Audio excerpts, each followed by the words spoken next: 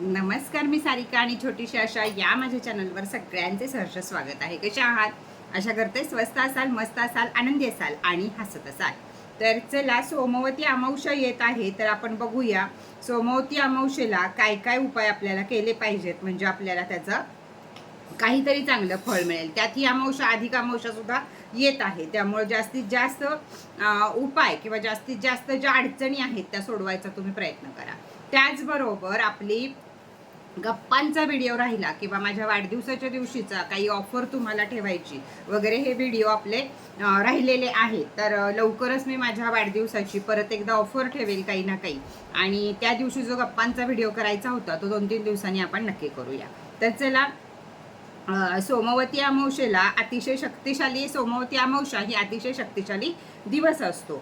विशेषतः पितृशांती, मनशांती, काही अडथळे, दुश्मनी, नजरबाधा या सगळ्यावर उपाय करायला हा दिवस अतिशय चांगला असतो, किंवा त्यामुळं या निगेटिव्ह एनर्जी या दिवशी निघून जातात. सगळ्यात महत्त्वाची गोष्ट आहे पितरांना तर्पण करणे, पितरांना शांती देणे, पितरांना पाणी देणे. त्यामुळे या दिवशी तुम्ही पाणी दान करू शकता, तिळाचं तर्पण करू शकता. काळे तीळ पाण्यात मिसळून पितरांसाठी तर्पण करा.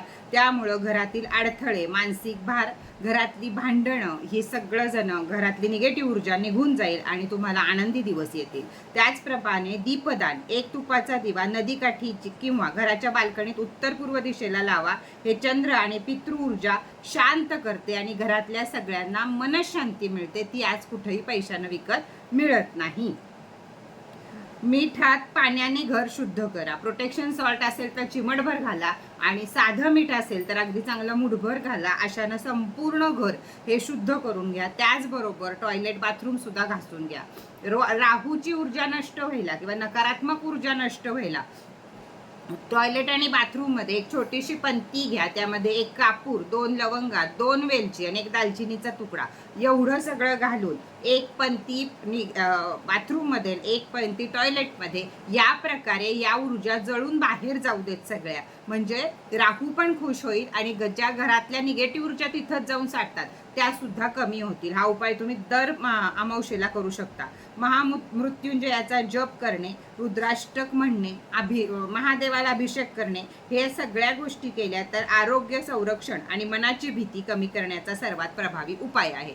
त्याचबरोबर सोमवती अमावस्येला पिंपळाच्या झाडाला 108 प्रदक्षिणा घालायची प्रथा सुद्धा आहे. त्यामुळे अखंड सौभाग्य प्राप्त होतं. घरामध्ये मृत्यूचं म्हणजे अल्पवयात मृत्यूचं प्रमाण कमी होतं, आजारपण कमी होतात, शत्रुबाधा कमी होते, महादेवाची कृपा सदैव आपल्यावर राहते. त्यामुळे 108 फेऱ्या पिंपळाच्या झाडाला सुद्धा सोमवती अमावस्येला घालू शकतो.